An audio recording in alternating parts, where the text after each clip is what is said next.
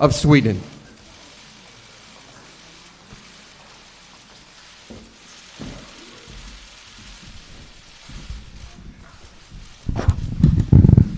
Thank you very much. Thank you.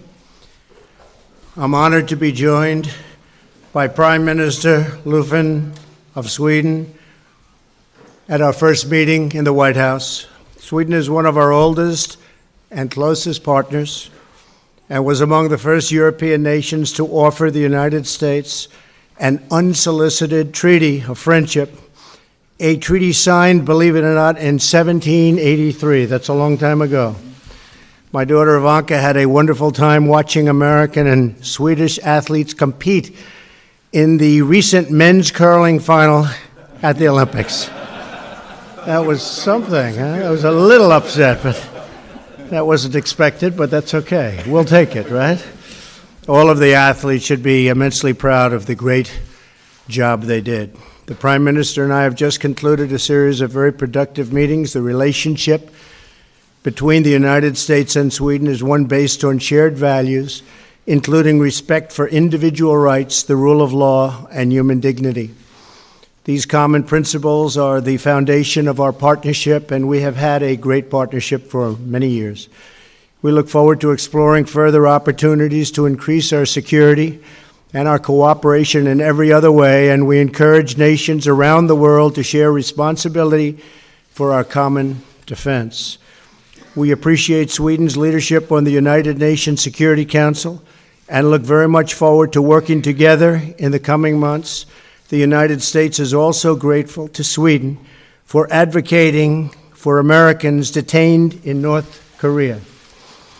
I particularly want to thank the Swedish government for its assistance in securing the release of American college student Otto Warmbier last year. A terrible, tragic event. We continue to pray for Otto's parents, Fred and Cindy, two terrific people, over the tragic death of their son, and we remain determined to achieve a denuclearization of the Korean Peninsula. And there's been a lot of news on that today. Hopefully it's positive. Hopefully it will lead to a very positive result. In economic matters, we are striving for a relationship grounded in fairness and reciprocity. The United States is one of the largest investors in Sweden, and the Swedish investments in the United States support over 200,000 American jobs. Earlier this afternoon, I heard from several Swedish business executives, some of the greatest in the world. Where are you, folks? Please, some of the great executives in the world, people I've known for a long time and certainly know of. And they're investing tremendous amounts of money in the United States and supporting also vocational training for American workers. We are grateful for those investments, and we are committed to working with Sweden to pursue even greater economic cooperation. We're also continuing to pursue bilateral agreements to advance mutual prosperity. I'm pleased that Sweden intends to procure the Patriot air and missile defense system, finest in the world, in a deal worth over $3 billion. This system will increase stability and security in the Baltic Sea region. A strong and balanced economic relationship strengthens security and prosperity in both of our countries, and this is just the beginning. We have a lot of things that we're working on, and we're working on them really very hard. Mr. Prime Minister, I want to thank you again for joining us, and I want to thank your great staff who we've met with and your great business leaders. It was a very interesting and productive meeting. The long-standing friendship between our people, anchored in our shared beliefs and values, has greatly enriched both of our countries, and this is just the beginning. Our relationship has never been better. An honor to have you here. Thank you. Thank you very much. Thank you, Mr. President, for a warm and generous welcome. It is a true pleasure to be here at the White House. This year, Sweden and the United States celebrate 200 years of diplomatic relations, and this meeting reaffirms the strength of our relations. The history has shown that our two nations share fundamental values and interests such as democracy and human rights. We also share a strong partnership that continues to evolve. Today we have discussed how to further strengthen our country's prosperity and security. As for prosperity, Sweden is one of the largest per capita investors in the United States, and my country may not be big, but we support directly and indirectly almost 1 million jobs in the United States. And some key executives of the companies that provides these jobs are also here with me at this visit. At the same time, the United States is our most important foreign employer, and many U.S. companies play a vital role in providing investment and creating jobs in Sweden. President Trump and I have discussed how our nations can support jobs and growth. It's a crucial issue for Sweden. That means embracing new sustainable technologies which permit our economy to grow at the same time reducing emissions, and also how we can secure good jobs in a labor market constantly changing due to automation and digitalization. Sweden and the United States are two of the most innovative economies in the world, and we see great opportunities ahead. Swedish prosperity is built on cooperation, competitiveness, and free trade. And I'm convinced that increased tariffs will hurt us all in the long run. And as a Swede, I, of course, support the efforts of the European Union to achieve trade with fewer obstacles and as few as possible. Turning to security, the President and I have discussed some key regional and global security challenges, such as the situation on the Korean Peninsula, but also the developments in Sweden's neighborhood. We have also addressed the constructive cooperation between Sweden and the United States in the United Nations Security Council. I would like to underline that the transatlantic link is strong, and it remains crucial to responding to global security challenges. Sweden is a military non-aligned country, but we build security in partnership with others, and we greatly value our broad security and defense cooperation with the United States. And one important example of that is our joint efforts to fight and combat terrorism. Sweden and the United States stand shoulder to shoulder in the global coalition against ISIS, and also in the resolute support mission in Afghanistan. And these vital military efforts must go hand in hand with strong political, diplomatic, and also civilian support to create sustainable results.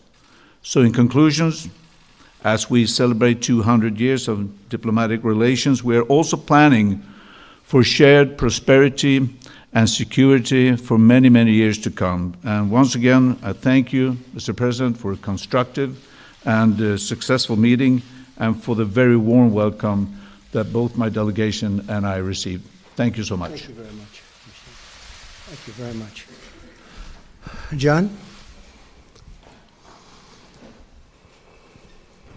Thank you, Mr. President. You spoke about North Korea in the Oval Office, so I'd like to turn to trade, if I could. My understanding is that the Prime Minister came to you with a message from the European Union Commission President saying, if you put tariffs on steel and aluminum, we'll slap you back with punitive tariffs on bourbon and jeans and the motorcycles that you talk about from Wisconsin. Are you still planning on going ahead with these tariffs? There are some people in your party who have suggested it's not a good idea. And Prime Minister Löfven, what's your perspective on tariffs, and what message did you convey to the President from Sweden and from the European Union? Thank you. Well, the United States has been taken advantage of by other countries, both friendly and not so friendly, for many, many decades. And we have a trade deficit of $800 billion a year. And that's not going to happen with me. We have been mistreated by many, sometimes fairly, but there are really very few instances where that's taken place. And I don't blame the countries. I blame our leadership for allowing it to happen. When I was with President Xi in China, as an example, we lose $500 billion a year on trade. We have a deficit of approximately $500 billion a year with China. And we're doing things with China which are very strong, but they understand it. But I was with him and I said to him in public, I said, look, I'm not blaming you. I blame our people for not doing a better job for allowing this to happen. But it's like that with many countries other than smaller. The European Union has been particularly tough on the United States. They make it almost impossible for us to do business with them, and yet they send their cars and everything else back into the United States. And they can do whatever they'd like, but if they do that, then we put a big tax of 25% on their cars, and believe me, they won't be doing it very long. The European Union has not treated us well, and it's been a very, very unfair trade situation. I'm here to protect, and one of the reasons I was elected is I'm protecting our workers, I'm protecting our companies, and I'm not going to let that happen. So we're doing tariffs on steel. We cannot lose our steel industry. It's a fraction of what it once was, and we can't lose our aluminum industry, also a fraction of what it once was. And our country's doing well. The massive tax cuts and all of the deregulation has really kicked us into gear. But I have to work on trade deals. We're working on NAFTA right now. And if we're able to make a deal with Canada and Mexico in NAFTA, then there will be no reason to do the tariffs with Canada and Mexico. But again, other countries, we won't have that choice. And unless they can do something for us. As an example, if the European Union takes off some of the horrible barriers that make it impossible for our product to go into there, then we can start talking. Otherwise, we're going to leave it the way it is. So the fact is we've been mistreated as a country for many years, and it's just not going to happen any longer. How do you avoid this escalating? How do you avoid this escalating into a trade war? Well, we'll have to see. You know, when we're behind on every single country, trade wars aren't so bad. Do you understand what I mean by that? When we're down by 30 billion, 40 billion, 60 billion, 100 billion, the trade war hurts them, doesn't hurt us. So we'll see what happens. You know, you can also take it, in some cases we lose on trade, plus we give them military, where we're subsidizing them tremendously. So not only do we lose on trade, we lose on military. So, and hence we have these massive deficit numbers in our country. We're going to straighten it out, and we'll do it in a very loving way. It'll be a loving way. They'll like us better, and they will respect us much more. Because even they say, right now, they say, we can't believe we've gotten away. I mean, two countries have said, we cannot believe, to be honest with you, we've gotten away with this so long. Now, one of them made that statement before I got elected. He said, I can't believe I made that statement before I got elected. But it's one of those things. We have to straighten it out. We really have no choice. And Mr. Prime Minister, how forceful was your message to the President on what the consequences will be if he goes ahead with tariffs? Now, first, trade is a European Union mandate. So we're a member of the European Union. It's a European mandate to handle trade issues. But as a member of the European Union, I think it's important for us to try to find a way to cooperate between the European Union and the United States. I fully understand and respect the President's view that we have to look after his own country, the country that you're leading. I understand that fully. That's my primary task as well. But for me, leading a small country, depending on open trade, the best way for us is to do that with others, because our export equals to 50% of our GDP. So for us, it is crucially important that we have this open and free trade. Today also, I believe that the supply chains are very, very complicated to see. I know that, for example, when we sell our fighter aircraft, which is a very good aircraft, the content is perhaps 50% American. So we want this to be resolved in cooperation. And when it comes to steel, yes, we have an overcapacity in the world. That's obvious. But at the same time, it is China that is producing about 50% of the steel in the world. So, and European Union perhaps 10% and less than that. So To summarize, I think it was a pity. Again, it's a European Union mandate, but it was a pity also that the TTIP negotiations ended, because perhaps with negotiations and talks, we can come into a situation where the European Union and the United States can cooperate. I think that would be a very good solution. Just to add maybe a little bit further, if you talk China, I've watched where the reporters have been writing 2% of our steel comes from China. Well, that's not right. They transship all through other countries. And you'll see that a country that doesn't even have a steel mill is sending us 3% steel for our country. And many countries are doing it, but it comes from China. So China doesn't send us 2%. They send us a much, much higher level than that. But it's called transshipping. So it doesn't look good when it all comes out of China, so they send it through other countries, and it comes to us. And it's putting our steel mills out of business. Our aluminum mills are going out of business. And we need steel, and we need aluminum. And you know, there's a theory that if a country doesn't have steel, it doesn't have a country. And it's true. So this is more than just pure economics. This is about defense. This is about the country itself. But again, remember this, we lose $800 billion a year in trade. And I think I was elected at least partially on this issue. And I've been saying it for 25 years. Our country's been taken advantage of by everybody. By everybody, almost everybody. And we cannot let that happen any longer. Not for our companies and not, most importantly, for our workers. So we're not going to let it happen. Please. Okay, Tina, TT News Agencies. So, Mr. President, thank you for hosting us. You mentioned that Sweden has helped the United States with North Korea. How do you see your collaboration in the future to create a future peaceful Korean peninsula? How do you see Sweden's role there? How do you both view the collaboration?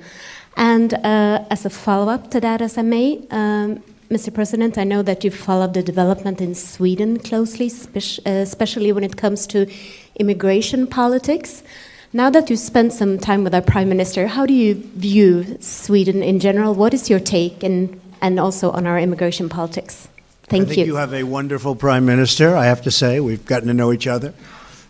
Certainly you have a problem with the immigration. It's caused problems in Sweden. I was one of the first ones to say it. I took a little heat, but that was okay because I proved to be right. But you do have a problem, and I know the problem will slowly disappear, hopefully rapidly disappear. But as far as our relationship with Sweden, it's going to be only stronger, only better, both in a military sense, in a trading sense, and economic sense. You know, Sweden is I think the largest, the 8th largest investor in the United States. And they like me very much because the market is up almost 40% since Election Day. So I've made a lot of these business geniuses look even better. So they like Trump. But you know, it's been up very substantially. But I believe Sweden is about the 8th largest investor in the United States, and that's quite an achievement. How about the collaboration on North Korea? We've been working on North Korea. Sweden has somewhat of a relationship with North Korea. We've been working with North Korea. As I said, Otto was really brought home, unfortunately, in very poor condition, but Otto was brought home largely with the help of Sweden. They're terrific, terrific people. People from Sweden. The Swedish people are fantastic people. I have many friends in New York, in Washington, from Sweden, and they are fantastic people. Thank you. And Mr. Prime Minister, how do you view Sweden and North Korea and the U.S.? We have to find a dialogue. I know it's not easy, but that's the way it has to be. It's a very dangerous situation, and we need all to be very concerned about the development of nuclear weapon. But we must look at the peninsula, the region, the world, and this has to do with world peace or something else. So the key actors is obviously the two countries, South and North Korea, as well as the United States and other big countries. They're the key actors. We've said that we can provide, we can be a channel or do whatever we can to see that the dialogue is smooth, not being naive. It's not up to us to solve this problem, but we can definitely, with our long presence on the peninsula, both in south and north. We have an embassy in Pyongyang, for example. We've had that since 1973. So with that relation with North Korea, I believe that they trust us. We're a non-aligned country and a military non-aligned country, and I think we can if the president decides, or the key actors decide, if they want us to help out, we'll be there. They really have been terrific, really terrific. Sagar Angetti, Daily Caller, please. Sagar.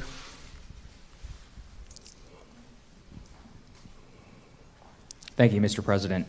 Since it's my first time before you, I thought you might indulge me with 2 questions. First, sir, do you believe that North Korea's recent willingness to talk is sincere, or is it an effort to buy time for their nuclear program? And to what do you owe this recent openness to talk? Me. No, I think that nobody got that.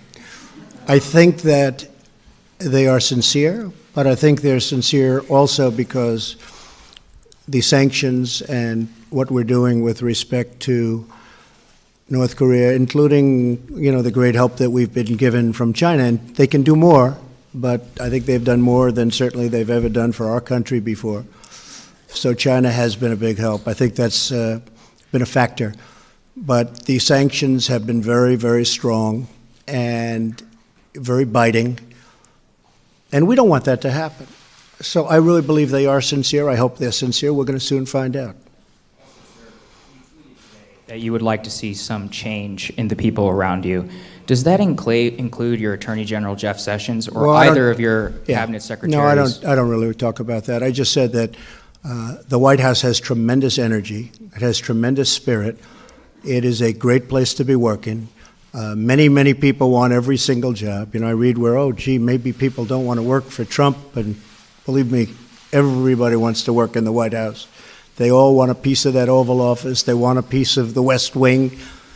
And not only in terms of it looks great on their resume, it's just a great place to work. It's got tremendous energy. It's tough. I like conflict. I like having 2 people with different points of view, and I certainly have that. And then I make a decision. But I like watching it. I like seeing it, and I think it's the best way to go. I like different points of view. But the White House has a tremendous energy, and we have tremendous talent. Yeah, there'll be people, I'm not going to be specific, but there'll be people that change. They always change. Sometimes they want to go out and do something else, but they all want to be in the White House. So many people want to come in. I have a choice of anybody. I could take any position in the White House, and I'll have a choice of the 10 top people having to do with that position. Everybody wants to be there. And they love this White House because we have energy like rarely before. Okay? Thank you very much. Thank you, sir. Mr. Prime Minister, last year you criticized the president for drawing a link between immigrant crime and the recent arrivals of refugees. This week, one of our own flagship papers, the New York Times, actually profiled a link between hand grenade violence and immigrant gangs in your country. Do you stand by your criticism of the president? First, Sweden, we have our share of domestic challenges, no doubt about that. So, and we inherited a legislation that was not sustainable, legislation on migration, which meant that in 2015, we received 163,000 refugees seeking refuge. Bear in mind, we're a country of 10 million inhabitants, so that was a lot. 70% of them came from September to December, which meant it was a dramatic increase. We changed the legislation, so now we have decreased the number of refugees entering Sweden, and we're also putting pressure on the other European Union countries to take their share of the responsibility. This is not a responsibility for 1, 2, 3, or 4 countries. It is a shared responsibility. We're working with that now within the European Union. And we of course, we also have problems with crime, organized crime in Sweden, shootings. But it's not like you have these no-go zones. We have dealt with it. I'm dealing with it every day, allocating more resources to the police, more policemen trained, more resources to the security police, tougher law on crime, tougher law on terrorism, supporting terrorism. So we do a lot to combat that. And we can also see some results now in our 3 major cities, decreased shootings because we're attacking the organized crime very tough. And we'll keep on doing that because there is no space in Sweden for organized crime because they decrease freedom for ordinary people. At the same time, Sweden have a high growth. Unemployment is going down. Employment is going up. We have high investment rates. We're allocating resources to the welfare. We have a strong economy with a surplus, a huge surplus that we're now using to develop our society with, for example, the welfare that we want. So the picture of Sweden need to be, it's 2 pictures. Yes, we have our share of domestic problems and challenges, no doubt about that. But we're dealing with them, and we also have a good foundation for dealing with them, not least with the strong economy and the shrinking unemployment. Okay, so it's Kajsa, Swedish Radio. Thank you. This is an election year for both of our countries, and I want to ask you, Mr. Trump, what do you think Sweden should learn from how the Russian influence campaign affected the presidential election in the US? Well, the Russians had no impact on our votes whatsoever, but certainly there was meddling, and probably there was meddling from other countries and maybe other individuals. And I think you have to be really watching very closely. You don't want your system of votes to be compromised in any way, and we won't allow that to happen. We're doing a very, very deep study, and we're coming out with some, I think, very strong suggestions on the 2018 election. I think we're going to do very well in the 2018 election, although historically those in the White House have a little bit of a dip, but I think we're going to do well because the economy is so good and because we're protecting our job, like our jobs are being protected finally, like with what we're doing with the tariffs. But the big thing would be the tax cut and the regulations cuts. Also the judges. I mean, we have outstanding judges. Judge Gorsuch in the Supreme Court and many, many judges going onto the bench all over the country. So I think we're going to do very well. And I think it'll be a tremendous surprise to people how well it's. The economy is so good. Jobs are so good. Black unemployment, Hispanic unemployment at all-time lows. I mean, we're really doing well. So based on that, I guess we should do pretty well, and I hope so. But you have to be very vigilant. And one of the things we're learning is it's always good. It's old-fashioned, but it's always good to have a paper backup system of voting. It's called paper, not highly complex computers, paper. And a lot of states are doing that. They're going to a paper backup, and I think that's a great idea. But we're studying it very closely. Various agencies, including Homeland Security, are studying it very carefully. But are you worried about Russia trying to meddle in the midterm election? No, because we'll counteract whatever they do. We'll counteract it very strongly. And we are having strong backup systems. And we've been working actually, we haven't been given credit for this, but we've actually been working very hard on the 2018 election and the 2020 election coming up. Thank you very much. Mr. Löfven, are you guys on the same page when it comes to evaluating the threat from Russia when it comes to meddling in elections, you think? Well, we both agree upon that the election in a country should, the result of the election in a country should be decided by nobody else but the voters in that country. And that is also our clear stance. And that is why our intelligence agencies now also increasing their own capacity to detect and counter, whether it's hacker attacks or financing or producing or spreading propaganda, whatever it is. We are increasing our capacity to handle that. We are cooperating with other European Union countries. Some of our agencies are also cooperating with American counterparts. And this we will continue to do. And so any foreign power that believes that they can interfere with our election, we will find out, and we will call them out very clearly and loud. The first time that you two meet, just the two of you. Where did you find most common ground, and where do you differ most on political issues? First we Maybe almost everything? yeah, we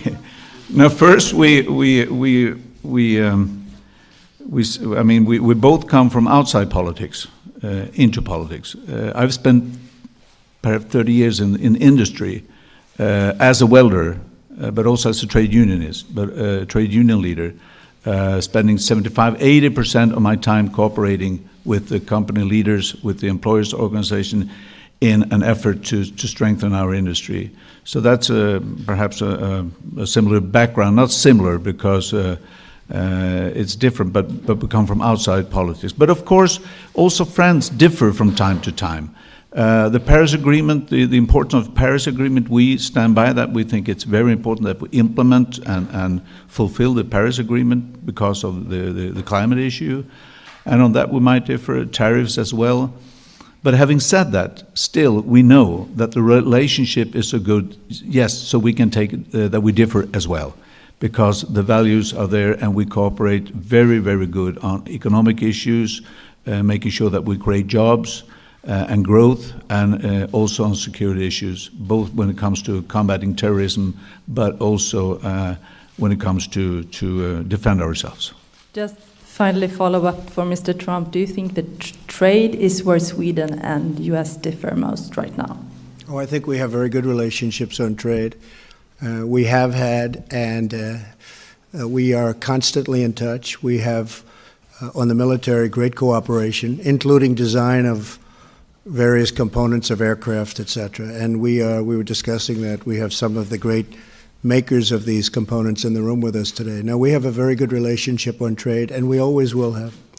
Sweden's a great country. It's small, but it's very sharp, I will tell you. They are very sharp. Thank you very much, everybody. I appreciate it. Thank you.